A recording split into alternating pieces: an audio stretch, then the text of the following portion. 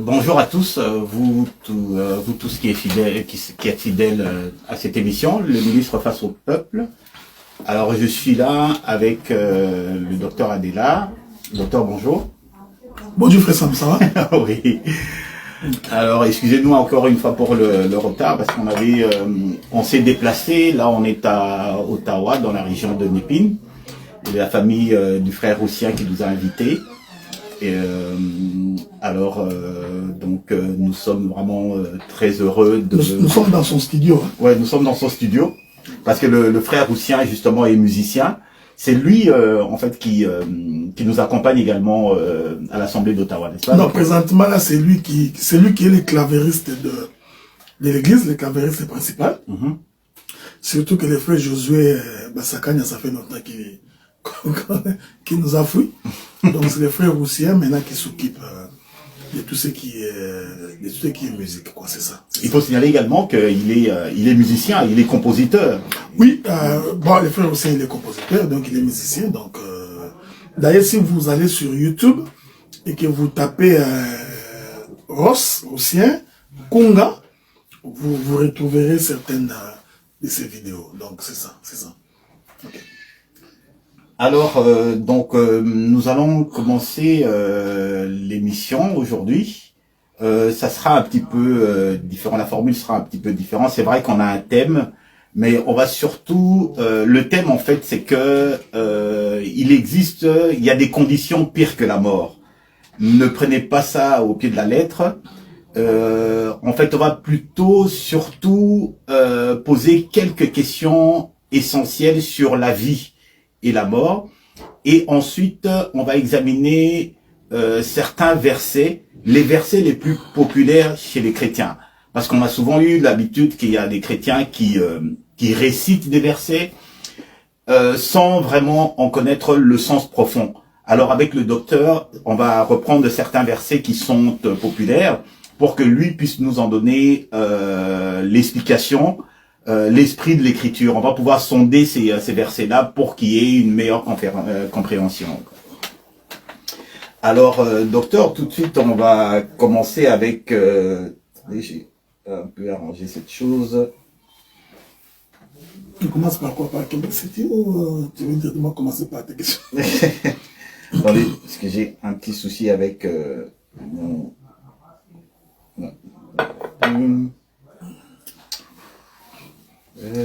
bon, ok, je vais simplement... Ah, voilà, ça y est. Alors, on va d'abord commencer par la vie, d'accord? On va un peu parler de la vie comme telle. Et ma première question, docteur, ça va peut-être vous sembler un petit peu bizarre comme question. Ok, en passant, si vous avez le sentiment que le son n'est pas très élevé, il faut nous faire signe, parce que quelquefois on a quelques petits problèmes au niveau de la technique et les gens nous disent que soit que nous parlons pas assez fort ou que le son n'est pas vraiment adapté.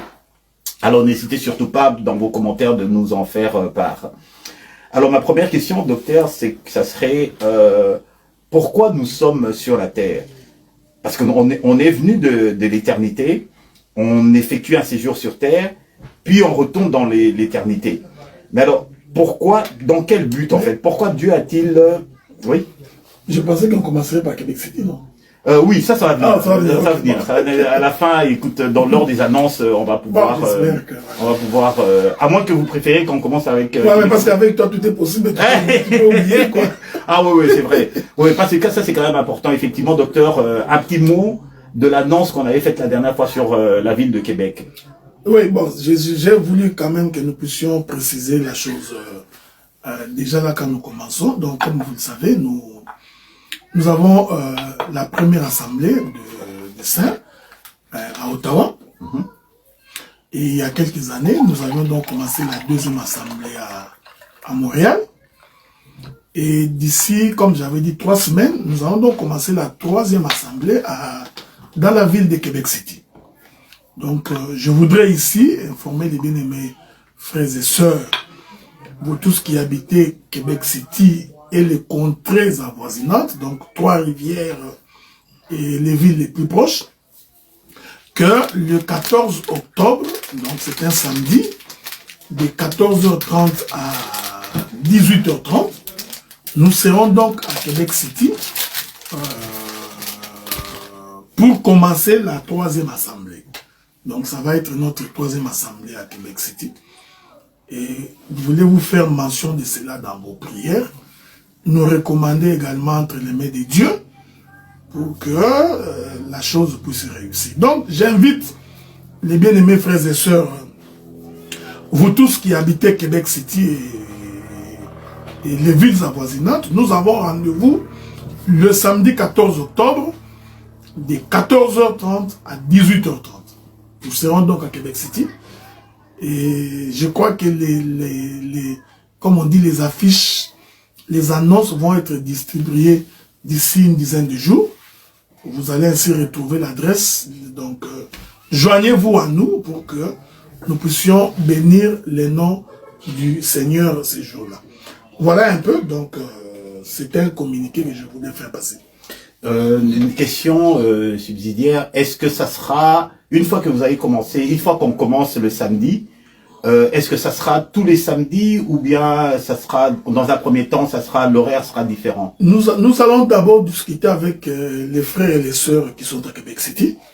Nous allons discuter ensemble pour voir de quelle manière on doit fonctionner. D'autant plus que vous savez que de Gatineau à Québec City, c'est 4h30 en voiture, ok? Donc nous allons ensemble décider avec les frères ensemble pour essayer de voir de quelle manière, pour un premier temps, nous allons fonctionner. D'autant plus que nous allons, d'ici 2 mois, entrer dans la saison hivernale. Donc il va faire extrêmement froid. Nous examinerons, mais déjà il y aura une première réunion le 14 octobre. Et si le Seigneur nous prête vie, à l'issue de cette rencontre-là, nous allons définir ensemble quels seront les prochains jours de nos réunions et de quelle manière on va devoir fonctionner. Voilà, c'est ça, quoi. D'accord. Bon, je présume que, bon, dans un premier temps, est-ce que c'est vous qui allez être le prédicateur ou bien les différents ministres de nos assemblées vont se relayer? Non, ou bien c'est à définir? Non, je crois que pour l'instant, les ministres et les serviteurs qui sont à Ottawa, ils ont du travail à faire. Ceux qui sont à Montréal, ils ont également du travail à faire. Donc, pour l'instant, à Québec City, je m'arrangerai d'abord, dans un premier temps, que j'y sois. Question de pouvoir poser les bases. Ok? Et je crois que par la suite, nous allons commencer à faire une rotation. Nous allons nous relayer les uns après les autres à Québec City. C'est comme je disais, Québec City, il faut que les frères et les sœurs qui nous suivent puissent comprendre que nous voulons faire quelque chose qui ne soit qu'en français qu'en anglais. Ok? Donc, c'est un peu la vision que nous avons.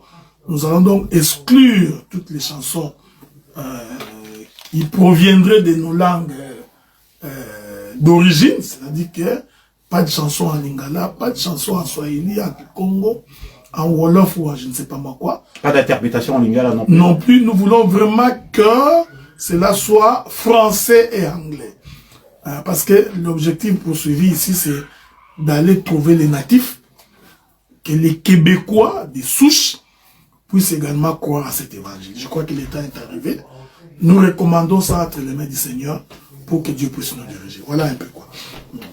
D'accord, alors bon, une fois que ça sera lancé, ou bien s'il y a des annonces qui vont suivre, on le fera prochainement. Alors.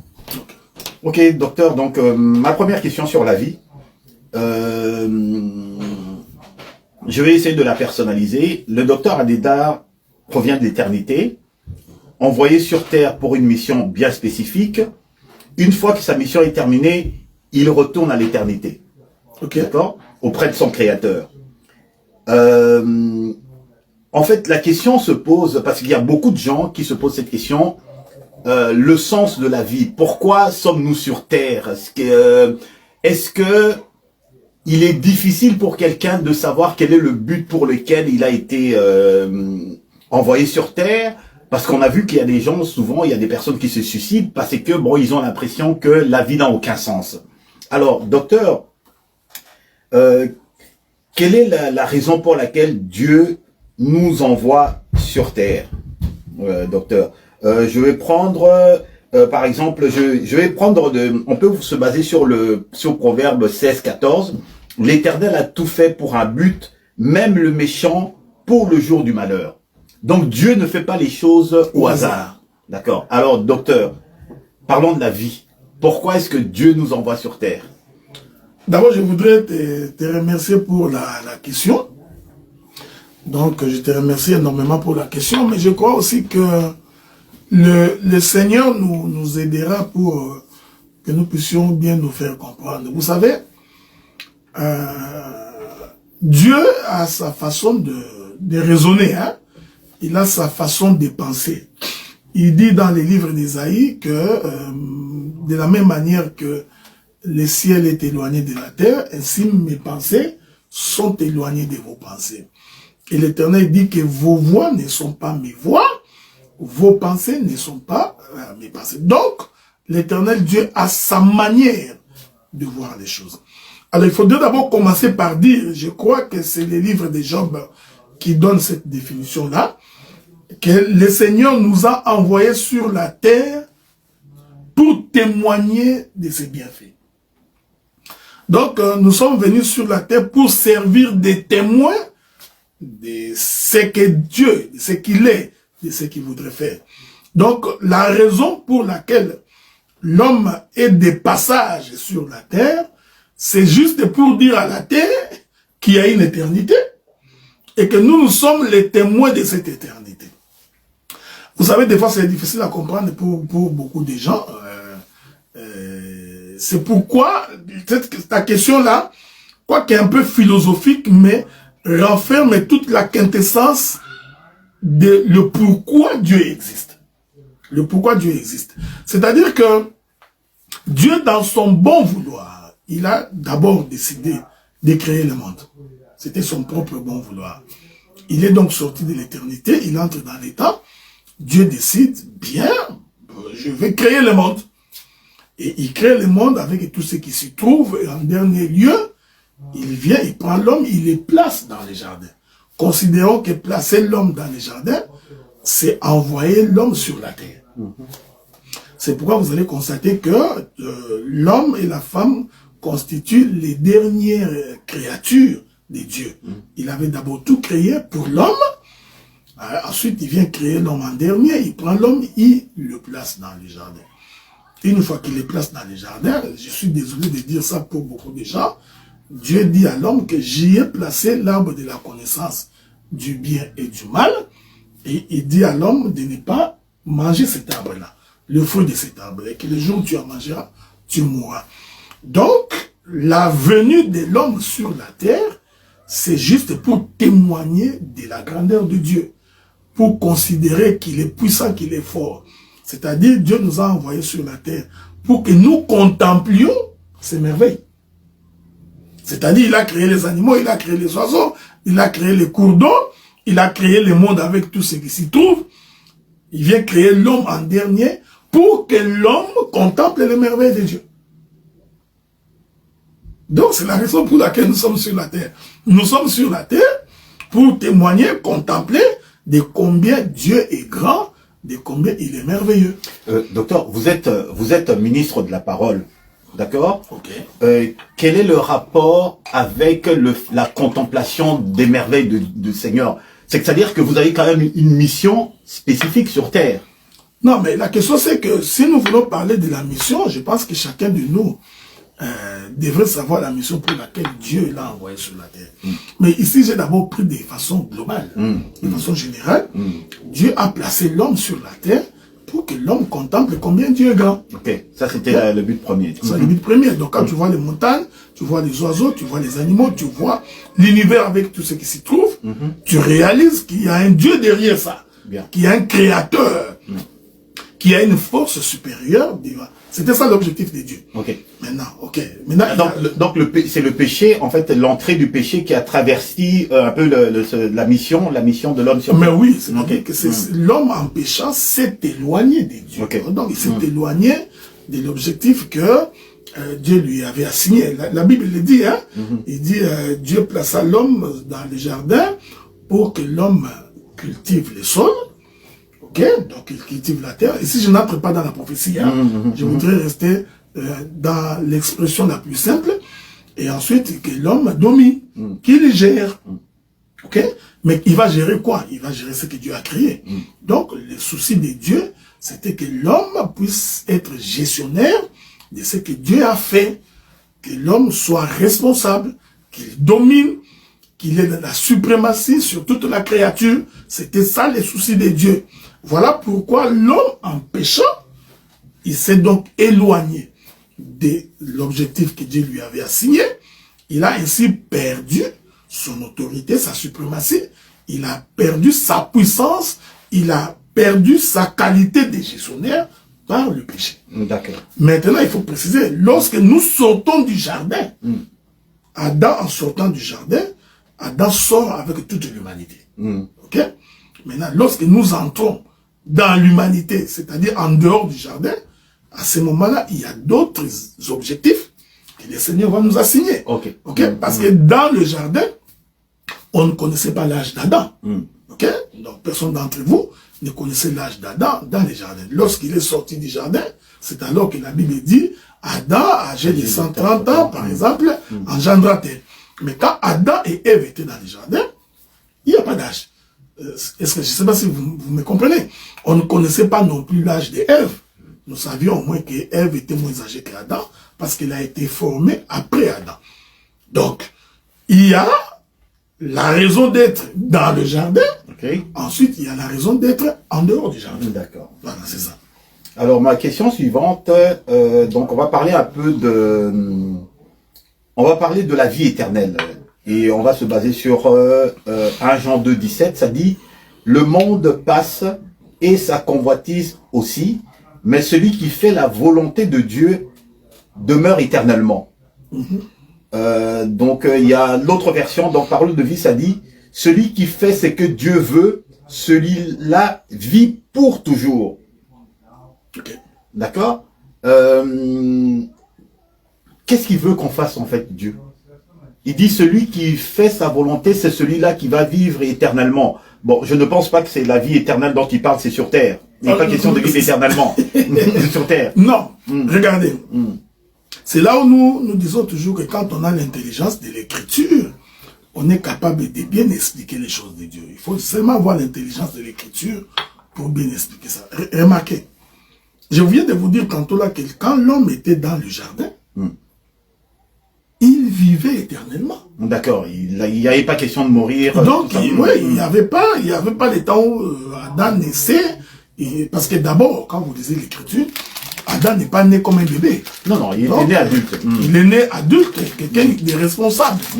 Et dans le jardin, il n'y avait pas d'âge pour Adam. Je voudrais dire que dans le jardin, Adam vivait éternellement. D'accord. Ok? Donc, nous pouvons dire autrement que le jardin représente l'éternité. Ok? Le jardin représente l'éternité. C'est ici qu'il faut comprendre, hein, quand la Bible dit que c'est lui qui vit la parole, c'est lui qui met la parole de Dieu en pratique, vivra éternellement. Il faut faire attention. Ce n'est pas vivre sur la terre. C'est très important. Parce que l'homme n'a vécu éternellement que dans les jardins. Okay? Donc cette écriture voudrait tout simplement dire que celui qui accepterait de rentrer dans les jardins, c'est celui-là qui vivra éternellement. Mais comment on rentre dans les jardins? C'est là où nous soulevons la question, d'ailleurs, de l'eschatologie des Écritures, c'est-à-dire que dès que l'homme sort du jardin, dès que Dieu les chasse du jardin, l'homme devient donc quelque chose d'éphémère. C'est-à-dire, il va mourir, il va disparaître. Et l'Écriture dit que Dieu mit à la porte du jardin 2 chérubins avec une épée flamboyante. C'est comme ça que nous avions compris que, en réalité, les jardins étaient une maison. Ok? Le fait qu'on ait mis à la porte du jardin 2 chérubins, nous comprenons que le jardin avait une porte. Je puis dire que les jardins, c'est aussi une ville. Okay? Parce qu'à l'époque, les villes aussi avaient des portes d'entrée. Maintenant, il met une épée flamboyante tenue par deux chérubins. il chasse l'homme, mais remarquez, c'est très important, Dieu n'a pas chassé l'homme gratuitement. Qu'est-ce que Dieu a fait? Dieu, en chassant l'homme, il l'a habillé de la peau de l'animal. Ceci est très important. Cette peau de l'animal, Dieu l'avait trouvée dans le jardin. Vous voyez? Donc, j'essaie de me répéter pour que les gens qui nous suivent puissent bien comprendre. Adam pêche. Et si la mort entre, il doit mourir. Pour confirmer qu'il doit mourir, il fallait que Dieu les chasse du jardin. Parce que s'il les laisse dans le jardin, il vivra éternellement. Okay? C'est pourquoi la Bible dit, si on les laisse, il va vivre éternellement dans le péché. Il faut donc que nous les chassions de l'éternité. Okay? Mais l'éternel est bon. Avant de les chasser de l'éternité, Dieu les fit porter un habit de la peau d'un animal. Okay? Mais cette peau de l'animal, Adam l'a portée dans le jardin. Oui. Ok? Et il est sorti en étant pécheur, mais avec la peau d'un animal qu'on a pris dans le jardin. Je voudrais le dire autrement. C'est-à-dire que l'animal qui a servi de vêtement à Adam, c'était un animal de l'éternité. Ok? Donc c'est une portion de l'éternité que Dieu fit porter à l'immortel, au mortel. Je vais le dire autrement. Parce que Adam, en péchant, devient mortel. Oui. Ok? Maintenant, comme Dieu, dans son plan de rédemption, voulait que l'homme vive éternellement, Dieu prend une portion de l'immortalité, de l'éternité. Cette portion, nous l'appelons la peau de l'animal. D'accord. Il les fit porter à l'homme, cet homme qui avait péché. Ensuite, il les chassa. Donc, Adam est sorti pour affronter la mortalité, tout en ayant une portion de l'immortalité. Okay. Vous voyez? Donc, en fait, Dieu avait prévu que Adam devrait revenir dans l'éternité. Mais pour revenir, il doit sortir avec une portion de l'éternité. C'est pourquoi moi j'ai toujours cru que tout enfant de Dieu qui vit sur la terre doit avoir en lui la portion de l'éternité, la portion de l'immortalité.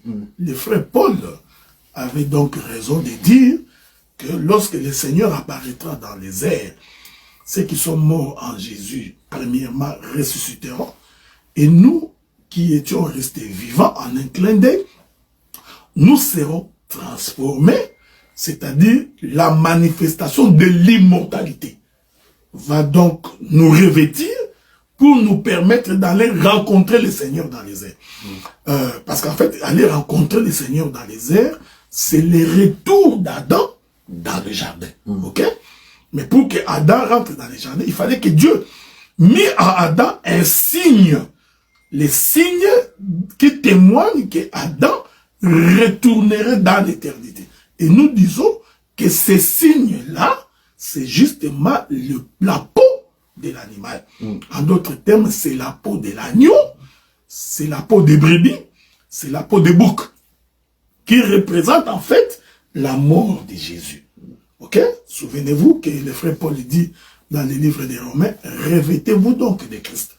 Donc, c'est Christ-là qu'on rêvait, c'est ça la peau de l'animal que Dieu mit dans Adam. Donc, quand Adam sort pour venir dans le monde, Adam ne sort pas gratuit. Et il sort avec la portion de l'éternité. Parce que cet animal-là était mort. J'aime ce que le frère Jean dit. Frère Jean dit, on les regarda comme un agneau qui a été immolé dès avant la fondation du monde. Ok? Or, l'agneau immolé dès avant la fondation du monde, c'est un agneau immolé dans l'éternité. Il faut faire très attention, parce que dans l'éternité, il n'y a pas la mort. C'est un langage que Dieu utilise.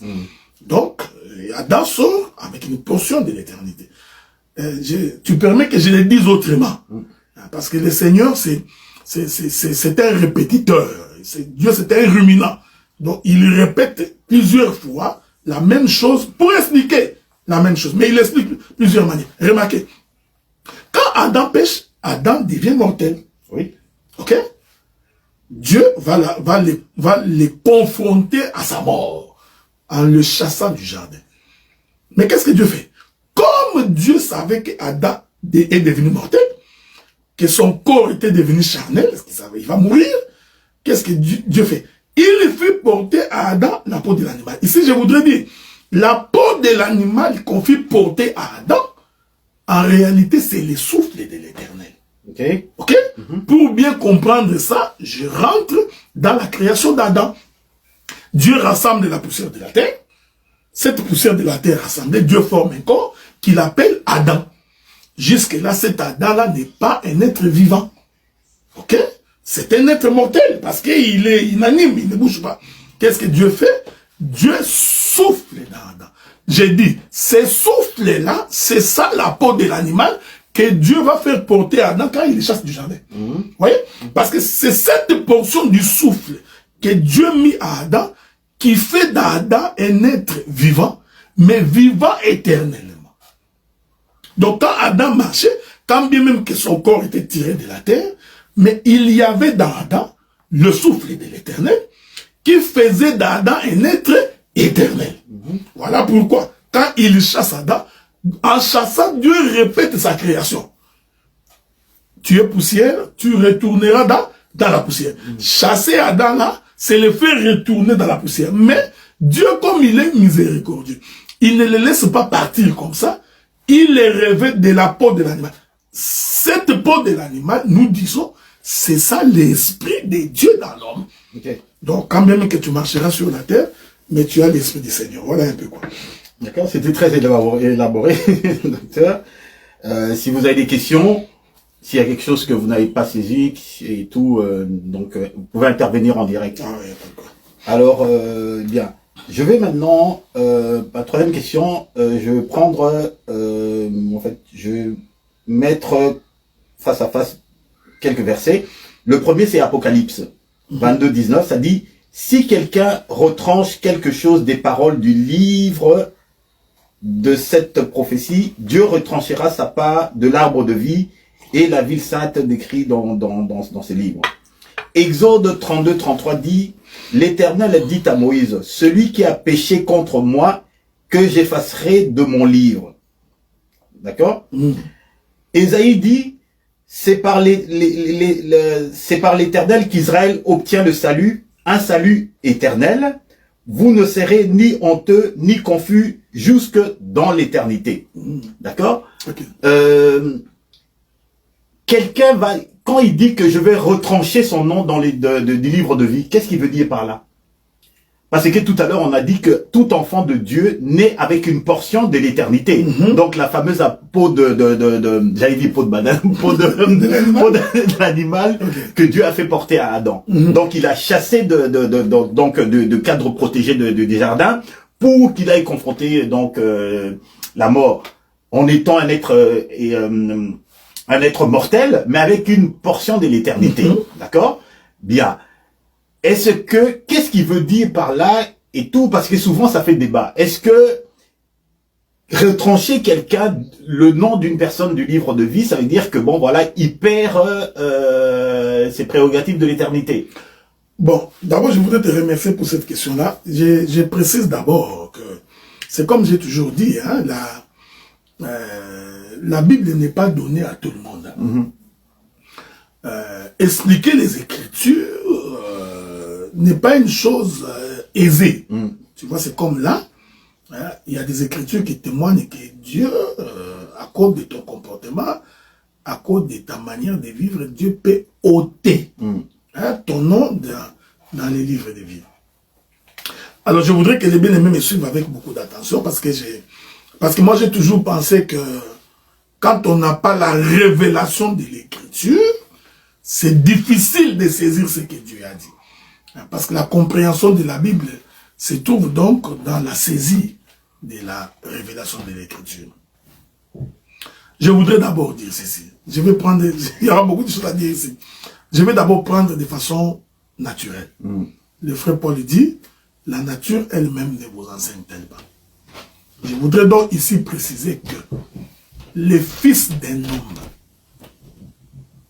restera fils de cet homme jusqu'à sa mort. Ok. Même si le père le renie. Même si le père le renie, il reste fils de son père. Ceci est très important. Donc, il faudrait considérer que le Fils de Dieu demeure Fils de Dieu pour l'éternité. Voilà pourquoi Adam, comme Fils de Dieu, même quand il a péché, Dieu a prévu le salut pour Adam. Il a prévu un chemin de retour en y mettant la portion de ce que nous avions appelé la peau de l'animal comme signe de son appartenance à Dieu. Ça, c'est un fait. Maintenant, il ne faudrait pas oublier que lorsqu'on lit la Bible dans la dispensation, Dieu établit une différence entre fils de Dieu et enfant de Dieu. Le frère Paul démontre que le fils, c'est celui qui a acquis la maturité, alors que l'enfant, c'est celui qui est esclave. Ok? Donc, il dit, celui qui agit comme un enfant ne diffère en rien en un esclave.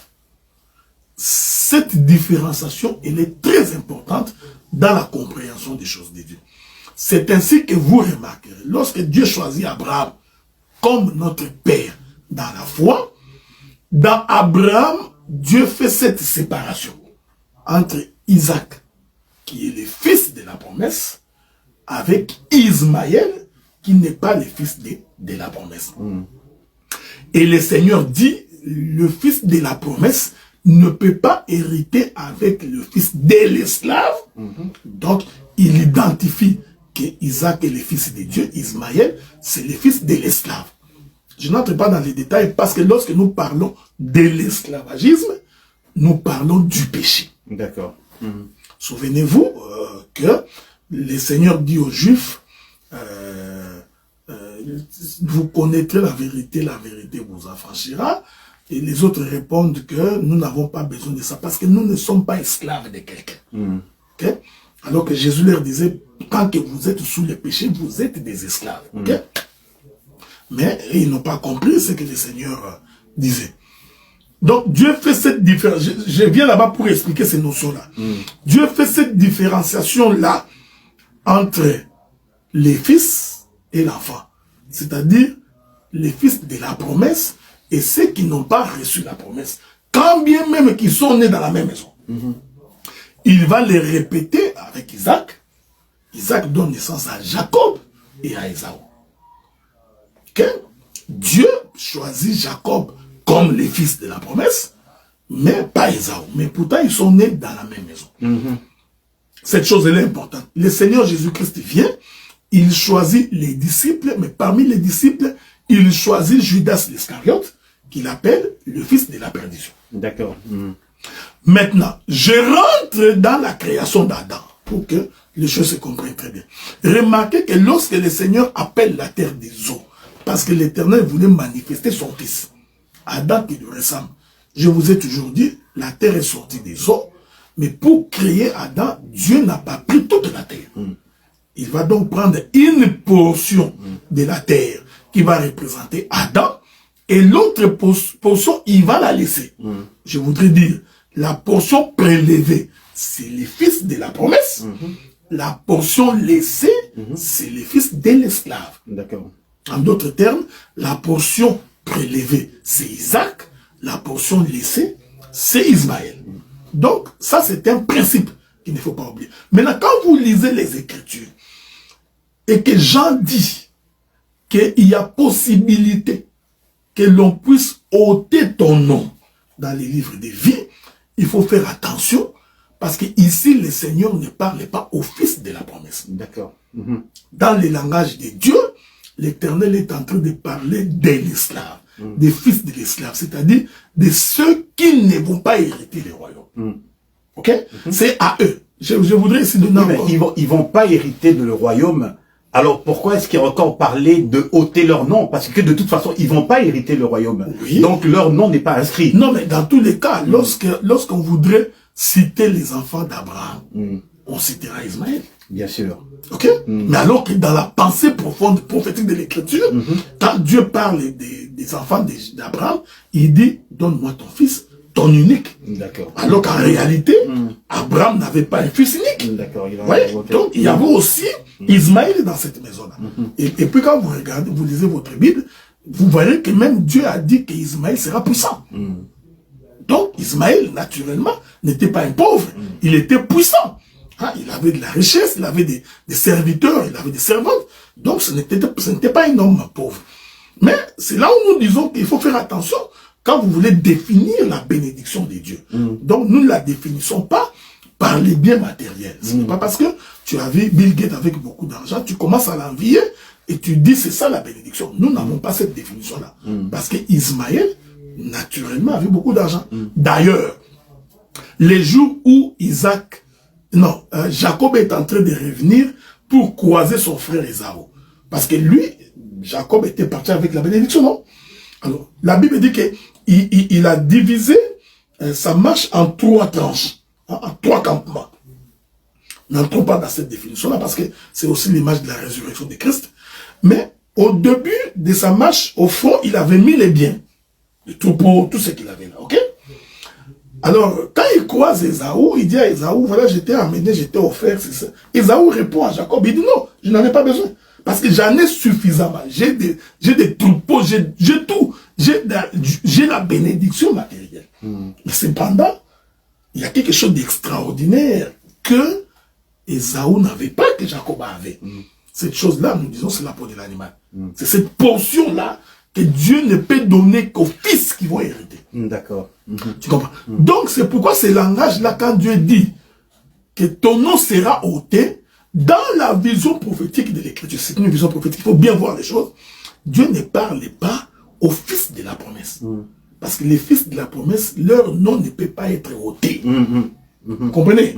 Donc, Dieu parle à cette portion de terre, que j'appelle moi l'esclave, cette portion de terre-là, dans laquelle Dieu n'a pas mis son esprit. Hein? Donc, c'est pourquoi nous avons toujours dit aux gens, quand vous voyez quelqu'un se promener, ce n'est pas les souffles ici qui constituent l'esprit de Dieu. Non. Parce que même celui qui est allé voler cette nuit, qui a tué les gens, il respirait comme toi et moi.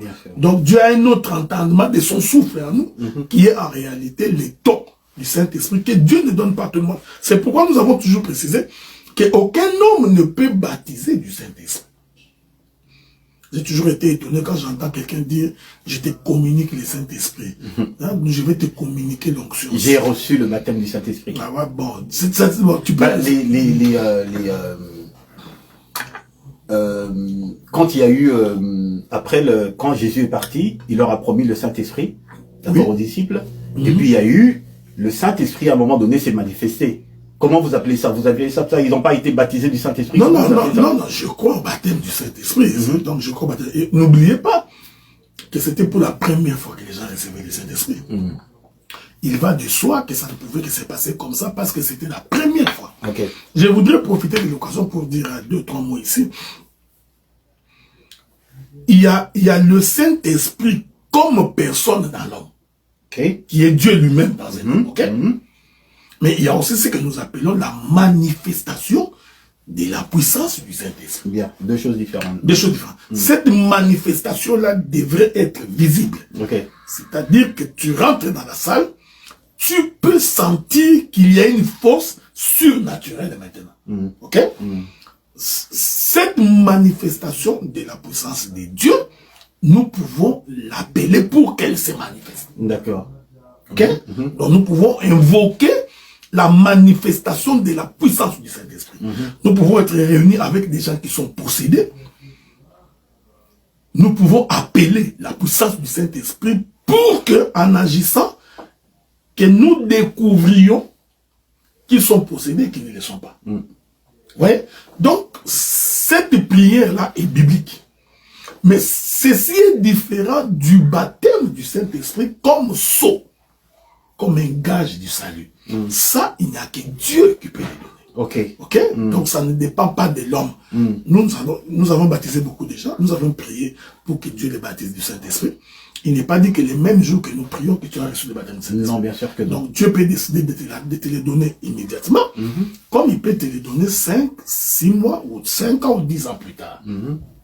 Donc ça reste dans la discrétion de Dieu. Quand bien même que nous appelons les gens pour qu'on prie pour le Saint-Esprit, pour nous, c'est juste accomplir une écriture. D'accord. Mais c'est lui qui donne le Saint-Esprit. C'est lui-même. C'est Dieu lui-même. Donc, c'est un peu ça. C'est un peu ça. Alors, ma question suivante, donc pour conclure donc la partie de la mort, ma question suivante, je prends Deutéronome 30:19, qui dit ceci: je prends aujourd'hui le ciel et la terre à témoin, je vous offre le choix entre la vie et la mort, entre la bénédiction et la malédiction. Choisissez donc la vie afin que vous viviez et vous et vos descendants. Okay. D'accord? Allez. Par contre, on retrouve Jean 3:27 qui dit: Jean répondit: un homme ne peut recevoir que ce qui lui a été donné du ciel. D'accord? Bien. D'un côté, on parle de choix. D'un autre côté, on parle d'un homme ne peut recevoir que ce qu'il a reçu du ciel. Mais finalement, choisir entre la vie et la mort est dicté par le ciel alors. Mais effectivement, le choix que l'homme, en fait, il n'a pas le choix. Bon, vous savez, quand on est, j'ai toujours aimé la manière dont, je crois que c'est Paul, entre Paul et Pierre, il y a l'un d'eux qui dit, quand j'étais enfant, j'agissais comme un enfant. Je raisonnais comme un enfant. Mais quand je deviens adulte, je commence à réfléchir comme un adulte. Vous savez, quand nous étions jeunes, nous étions en train de croire que, par rapport à cette écriture, qu'est-ce que l'homme peut faire si ce n'est pas par la grâce de Dieu? Alors cette vision-là, lorsque vous la présentez de cette manière-là, c'était une porte ouverte pour tous les impudiques, tous les voleurs. Donc l'homme pouvait dire, même si je vole, de toute façon, c'est Dieu, tu vois. Alors quand on est un homme de Dieu, on ne fait pas de telles déclarations. Quand on est un homme de Dieu, responsable. Quand tu es jeune, on s'en fout. Mais quand tu deviens responsable et que tu diriges les gens, il y a des propos, même Jésus, il savait. Vous savez, quand Jésus sortait, il y avait des propos qu'il ne tenait pas en public. Ça demandait des fois qu'il rentre dans la maison avec ses disciples pour dire, voyez ce que j'avais dit là-bas. Voici ce que je voulais dire. Quand on est un homme de Dieu, c'est-à-dire on vérifie qu'est-ce que l'on dit en fonction de l'auditoire qui vous écoute. Nous savons, tout le monde sait que c'est Dieu qui est l'auteur de toutes choses. C'est un langage. Il est vrai que Dieu est l'auteur de toutes choses. Il crée en nous le faire et le vouloir. Il crée en nous le vouloir et le faire. Nous savons. Mais n'oubliez pas que Dieu a aussi donné quelques parcelles du pouvoir au diable d'agir. Okay. Donc il ne faut pas mettre Dieu dans tout. Écoutez, Pilate, il dit à Jésus, il dit, ne sais-tu pas que j'ai le pouvoir de te condamner, comme j'ai le pouvoir de te libérer? Jésus répond, si tu l'as sur moi, c'est parce que Dieu te l'a accordé.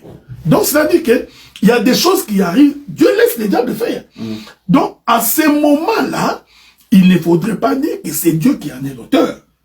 Quelqu'un ne peut pas dire que Dieu est l'auteur du péché. Quand tu pêches, tu ne peux pas dire que Dieu en est l'auteur. Le frère Jacques dit, lorsqu'il vous arrive des péchés, n'allez pas dire que c'est Dieu qui vous a tenté. Vous êtes tenté par votre propre convoitise. C'est lui, pourtant, qui a endurci le cœur de Pharaon. Non, mais il y a des cas d'espèce, Dieu vous l'a dit. Ici, je suis en train... j'appelle aux gens qui sont responsables. Quand on est responsable, qu'on dirige une église ou qu'on gère un peuple, il faut faire très attention de ce que l'on dit. Donc, si l'homme n'avait pas le choix à faire, alors pourquoi Dieu mettrait devant l'homme la vie et la mort? J'ai dit, Dieu savait que quelque part là, Dieu a mis à l'homme, c'est Dieu, la capacité de choisir. Ok? Donc, mais lorsque nous montons dans la dimension la plus élevée, nous savons que même le choix du bien, c'est Dieu qui l'accorde. Maintenant, le danger, c'est que quand on est en face des des pécheurs attitrés. Attitrés. Ces gens-là, comme leur cœur est constamment tourné vers le mal, comme ils sont méchants, ils voudraient justifier leur méchanceté par le fait que Dieu est l'auteur de toutes choses. Voilà. Donc, moi je dis, quand quelqu'un tient un tel langage, c'est un irresponsable. C'est quelqu'un qui ne comprend pas les choses de Dieu. C'est quelqu'un qui ne saisit pas comment l'on dirige une assemblée. Donc, un prédicateur devrait dire au peuple que vivre dans le péché est une mauvaise chose, ça t'amènera en enfer. Il faut que tu abandonnes la vie du péché. Il faut que l'homme lui-même prenne conscience que... Je vais donner un exemple. Vous savez, parce que ce sont des dimensions qu'il faut séparer quand on comprend les choses de Dieu. Tout ce qui nous arrive, ce n'est pas forcément parce que Dieu l'a voulu. Non. Ok? Donc, mes échecs ne peuvent pas être attribués à Dieu. Et Dieu n'aime pas ça. Dieu aime que chacun de nous prenne conscience des actes qu'il a posés. Je dis bien, quand bien même que nous savons que Dieu est l'auteur de toutes choses. Mais Dieu a donné à l'homme la capacité de prendre conscience. Je prends l'exemple de l'enfant prodigue. Ok? Je ne sais pas s'il y a une question. Il n'y a pas de question. Je prends l'exemple de l'enfant prodigue. L'enfant prodigue, quand il est parti dilapider les biens de son père. Mais pour retourner, lui-même d'abord, il s'est dit en lui-même, mais pourquoi je suis en train de souffrir comme ça? Dans la maison de mon père, les gens mangent, ils ont tout, c'est fait. Pourquoi moi je suis en train de... Il prend conscience, il se souvient de son père, il prend la décision de revenir. Ça, c'est l'enseignement. Donc, nous voudrions dire tout simplement que c'est vrai que c'est l'Éternel Dieu qui crée en nous le vouloir et le faire, mais je précise, le vouloir et le faire de Dieu, Dieu ne peut pas créer en toi le vouloir d'aller voler. Parce que c'est contraire à sa nature. Tu comprends ce que je dis? Je vais répéter ça. Ah, j'aime ça quand j'ai reçu la révélation comme ça. Je voudrais dire ceci. Dieu crée en nous le vouloir et le faire. Faites attention.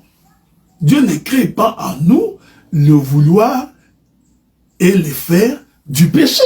Ok. Pourquoi? Parce que le péché n'est pas dans sa nature.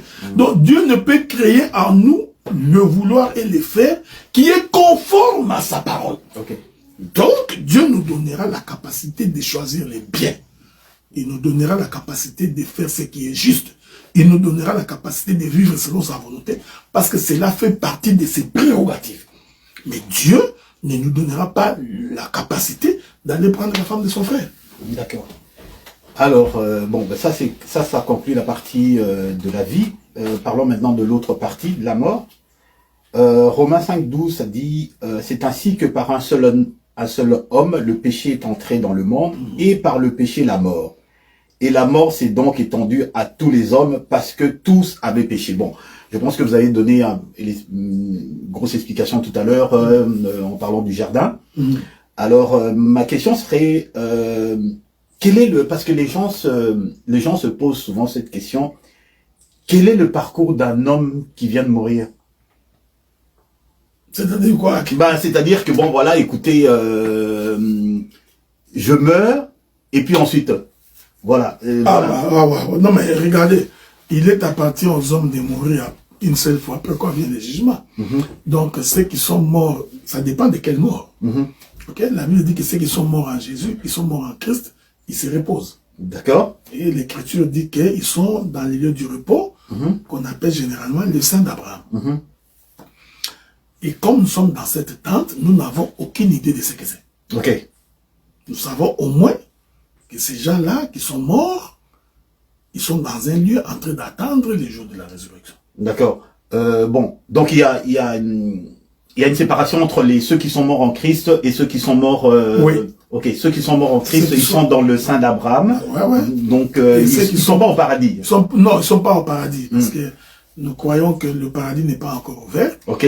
Donc, selon la parabole que Dieu a donnée concernant le pauvre Lazare et les jeunes hommes riches, donc ceux qui sont morts en Jésus sont en Dieu, sont dans un lieu de repos. Ok. Et ceux qui sont morts, qui sont pas dans le Seigneur, ils sont pas non plus en enfer. Non, ils sont dans les lieux de tourment. Ok. Ok. Dans les lieux de tourment, c'est-à-dire leur esprit est en train d'être tourmenté. Mais comme je disais, la tente que nous portons, c'est-à-dire les corps que nous portons, a des difficultés pour cerner ce qu'il y a au-delà. Ok?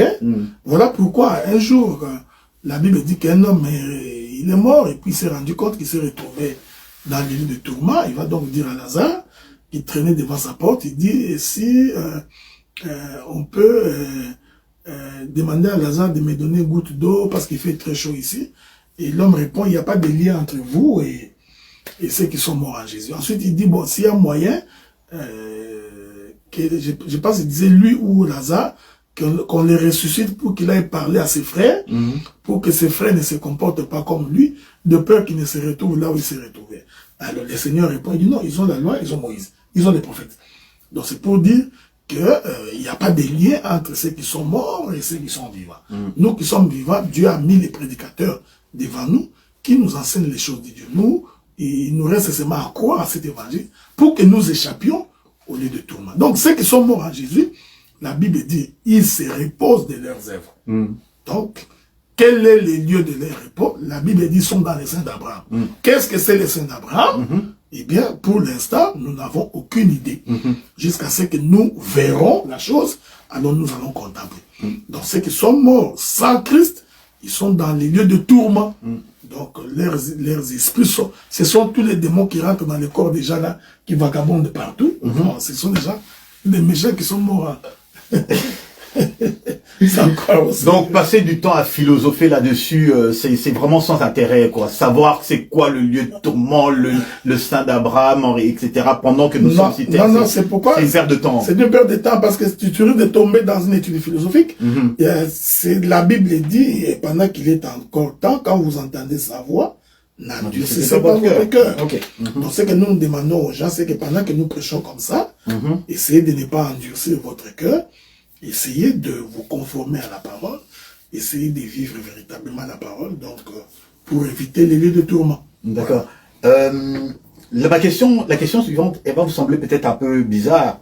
L'Ecclésiaste dit, les vivants, en effet, savent qu'ils mourront, mais les morts ne savent rien, et il n'y a pour eux plus de salaire, puisque leur mémoire est oubliée. Est-ce qu'un mort, il est conscient d'être mort? Les morts sont conscients d'être morts? Mais je crois que... tu as des questions bizarres. Non, mais je crois que les morts n'ont plus la conscience comme nous. Ok. Ok? Mais ils savent qu'ils sont morts. Ah, mais parce qu'il est devenu quelque chose d'esprit méchant. Donc, ils savent au moins qu'ils ne sont plus sur la terre. D'accord. Hein? Ils ne sont pas sur la terre. Il faudrait savoir que les esprits mauvais, ils se nourrissent de la chair. Qu'est-ce qu'on appelle les esprits errants? C'est ça que je dis. Donc, c'est des gens qui sont morts dans les péchés. Ok. Donc, ils sont dans les lieux de tourment. Ils ne savent pas quoi faire parce qu'ils ne se reposent pas. Et ces esprits-là, constamment, ils veulent retourner dans leur corps. Ok. Ils ne peuvent pas retourner parce que le corps a été enterré, détruit. C'est comme ça qu'ils se saisissent des humains. Ok? Parce que quand tu es possédé par l'esprit, en fait, l'esprit vit en toi. Ok. Ouais, il est très content parce qu'il est en train d'utiliser ton corps. C'est pas spécialement, c'est pas principalement, c'est pas toujours les démons qui possèdent, c'est également des esprits, des gens qui sont morts dans le péché. Exactement. Ok, d'accord. Tu comprends ce que j'ai dit? Donc, il y a d'abord une catégorie des anges déchus, oui, qui sont aussi une forme de démons.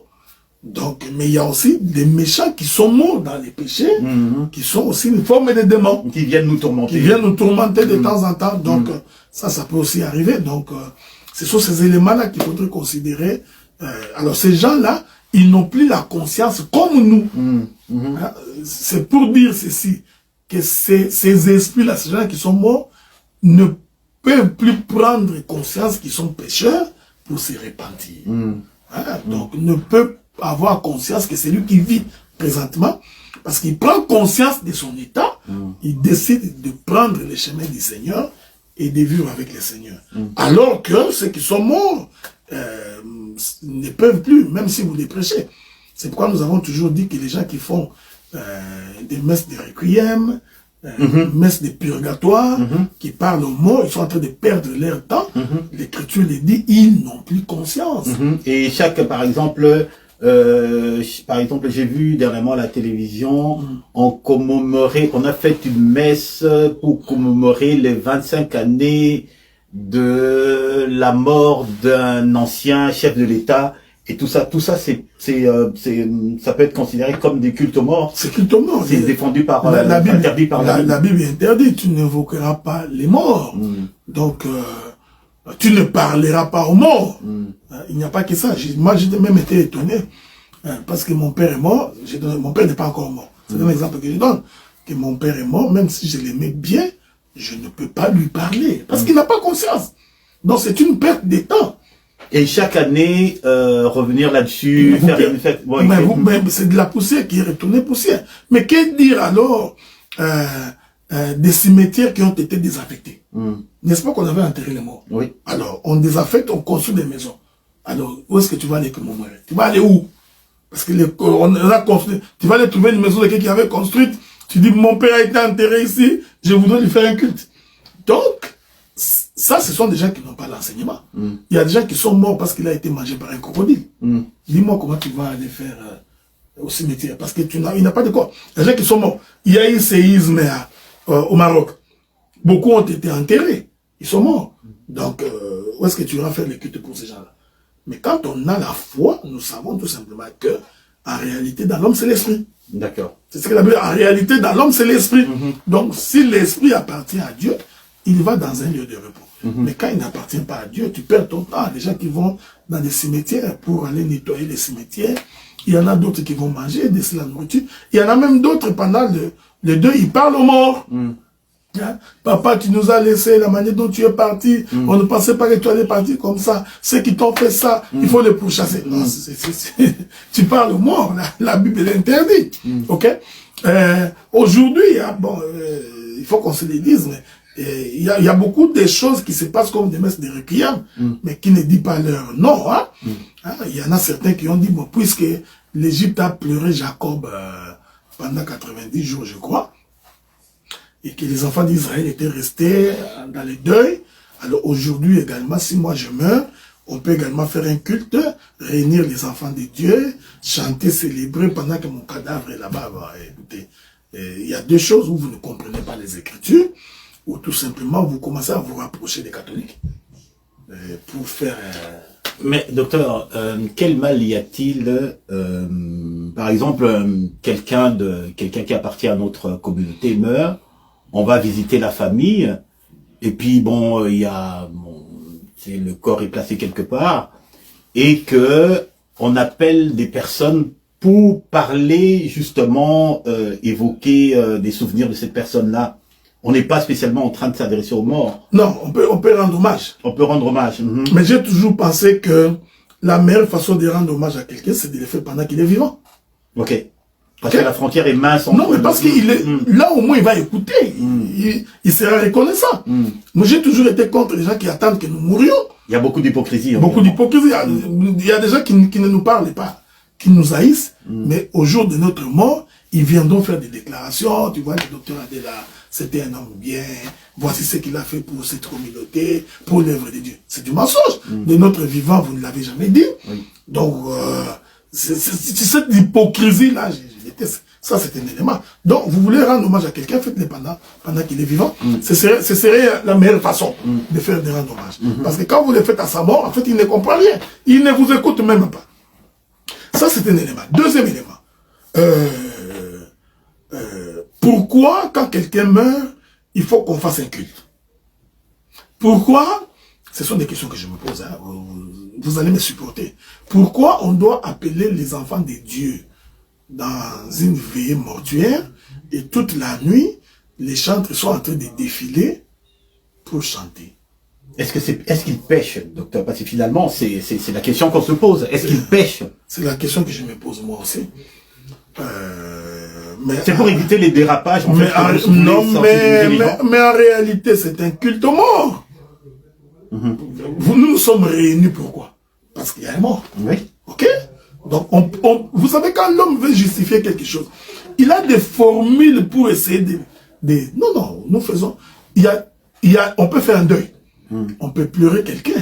On vient, donc les gens pleurent, ils pleurent, ils se consolent mutuellement. Donc, on va voir la personne qui a perdu, on la console. Mais quand on organise comme un culte. Je m'excuse beaucoup. On regarde pratiquement. Donc, il y a prédication. Quand bien même qu'on dit qu'on ne prêche pas les morts, qu'on prêche ceux qui sont vivants, mais les gens qui sont vivants, prêchez-les dans l'église, dans vos cultes. On prêche cette nuit-là. Le chantre de l'Éternel chante. Je ne sais pas qu'est-ce qu'il chante. Quoi. Il remercie Dieu parce qu'il est mort.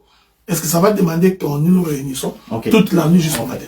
Donc, en fait, c'est le culte rendu. En réalité, c'est un culte rendu aux morts. Ensuite, les matins, ils vont demander, bon, tous ceux qui n'ont pas encore vu les cadavres, les morts, vous pouvez aller faire un tour tout autour du cadavre. Mais honnêtement, là. Mais c'est cet homme-là qui vient de mourir, on était avec lui tous les jours. On mangeait. Pourquoi devrions-nous encore faire un tour tout autour de son cadavre? Nous allons regarder quoi? En réalité, c'est un culte mort. Je pense que les gens ont besoin d'être enseignés là-dessus. Et donc, bon, de toute façon, vous êtes blindés contre les critiques. Non, non, mais moi, moi, je voudrais dire, c'est que j'ai dit, je ne dis pas que c'est un argument d'autorité. Je peux me tromper, mais si l'on examine très, très bien, je vais donner un exemple. Est-ce que tu peux aller regarder un mort, même dans une église comme ils le font là, avec ton chapeau sur la tête? Il y en a certains qui vont trouver que non, il faut que tu enlèves ton chapeau. Mais c'est un culte mort. Non, je peux aller avec mon chapeau, ma paire de lunettes, fumer. Je n'ai pas péché. Mais tu verras, tu vois, c'est un peu du catholicisme atténué. Donc, vous n'êtes pas différent des catholiques. Donc, j'ai vu quelqu'un, un pasteur, que l'on respecte beaucoup, plus âgé que nous, qui a demandé à un frère, pendant qu'il passait devant un cadavre, d'enlever son chapeau. Pourquoi? Mais c'est un culte mort, parce qu'il trouve que c'est irrespectueux. Mais ça, c'est le corps là qui est là, c'est de la poussière. Qu'est-ce que nous allons regarder? Vous voyez à peu près. Donc, c'est ça que je voudrais dire. Il faut juste faire attention, parce que nous risquons de commencer à faire des messes de requiem, et puis on se cache derrière que nous sommes en train de pleurer notre frère ou notre soeur. D'accord, la frontière est mince, effectivement, docteur. Donc, ceci conclut justement la série sur la vie et la mort. Et donc...